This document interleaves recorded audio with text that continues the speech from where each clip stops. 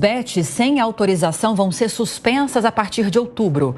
O governo federal afirmou que vai fazer um pente fino no primeiro período de adequação. Marília Ribeiro.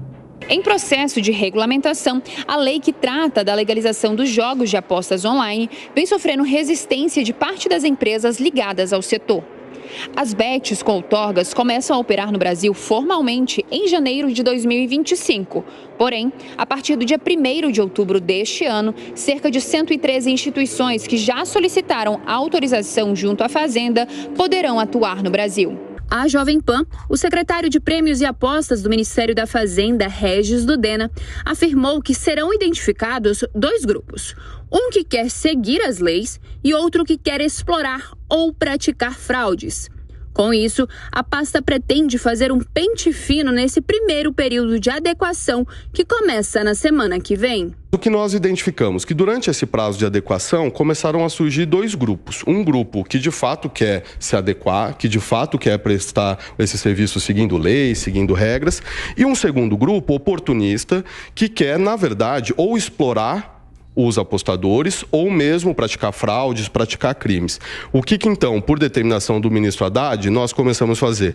Uma operação que ele mesmo chamou de Operação Pente Fino, que é separar quem são aquelas empresas que nós vamos reconhecer nesse momento como prestando esse serviço na adequação.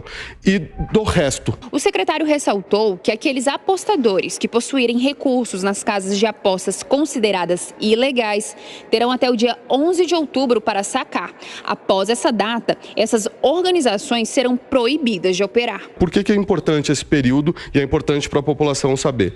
Se os apostadores tiverem recursos nessas casas de apostas ilegais, eles vão ter que sacar esse dinheiro, porque dia 11 nós iremos derrubar todos os sites de casas de apostas ilegais. Então isso foi uma medida para, desde logo, separar quem são empresas que de fato querem se adequar, cumprir leis, cumprir as regras do Brasil, das demais. Então esse é esse movimento que nós fizemos na semana passada. A pedido do senador Omar Aziz, o Banco Central divulgou uma análise técnica revelando que os brasileiros gastam cerca de 20 bilhões de reais em média por mês via Pix somente neste ano. E que apenas em agosto, 5 milhões de beneficiários do Bolsa Família gastaram 3 bilhões de reais. Casas de apostas representadas pela Associação Nacional de Jogos e Loterias pretendem bloquear a partir de 1º de outubro o uso do cartão de crédito para a modalidade.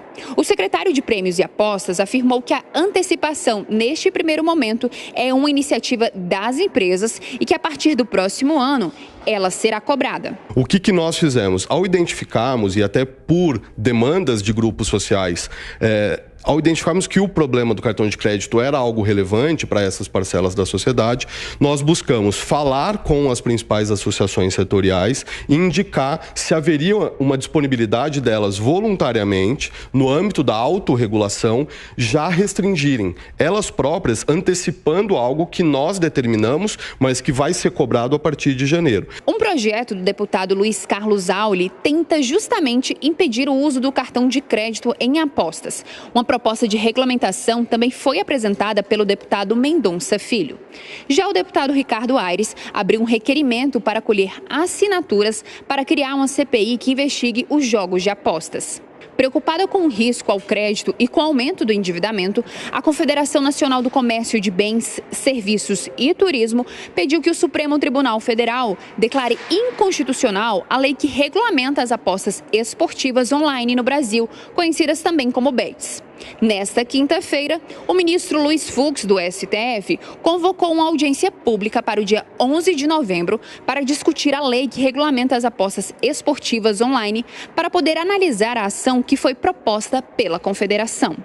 Dudena explica que cabe à Secretaria de Prêmios e Apostas, como órgão regulador, seguir a lei. O Bacen, no desempenho da sua atividade, fez um estudo para entender, na sua perspectiva, o setor.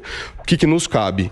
Ir ao Bacen, conversar com o Bacen, entender esses dados, incorporar, entender as metodologias, incorporar esses dados para nos alimentar e fazer da nossa regulação uma regulamentação melhor. Em relação a, por exemplo, outros projetos de lei, o Congresso é soberano para aprovar aquilo que ele deve e entende por bem aprovar democraticamente. O que nos cabe é lidar com a lei aprovada. Da mesma forma, caso o judiciário entenda por fazer alguma espécie de declaração de constitucionalidade, ele está no exercício da sua competência. De novo, o que nos cabe como órgão regulador? Seguir a lei e seguir a Constituição. Na audiência convocada por Fux para tratar sobre as bets, foram convidados os presidentes do Senado e da Câmara, Rodrigo Pacheco e Arthur Lira, o ministro da Fazenda, Fernando Haddad, e o presidente do Banco Central, Roberto Campos Neto.